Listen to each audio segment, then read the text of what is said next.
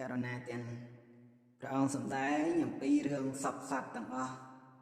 នៅក្នុងមរណានុសតិព្រះអង្គសម្ដែងថាសត្វណាក៏អស់អាយុសង្ខារដែរមិនថាយើងមិនថាគេញាតិមិត្តបងប្អូនសពសត្វនៅក្នុងโลกនេះទេគឺអស់អាយុសង្ខារដូចគ្នា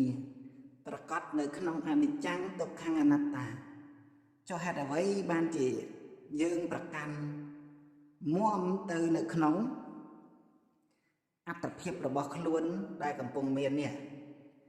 ហើយត្រូវទុកទោសមនុស្សខឹងក្រោធទៅលើអ្នកដទៃតែយើងធ្វើយ៉ាងនេះដើម្បីអ្វីដើម្បីភាពតាក់ទាញឬក៏ដើម្បីអប់រំចិត្តខ្លួនឯងឲ្យចេញពីវត្តដាក់នេះអានេះយើងត្រូវពិចារណាលើខ្លួនឯងឲ្យបានច្បាស់ផងដែរទៀតដើម្បីសិក្សាយល់ដឹងនៅក្នុងជំរឿចិត្តរបស់យើងដែលកំពុងកើតឡើងហើយរលត់ទៅតាមសភាវៈធម៌កាលណាដែលយើងបដូរពីចិត្តដែលអំនួតអួតអាងមិនបាន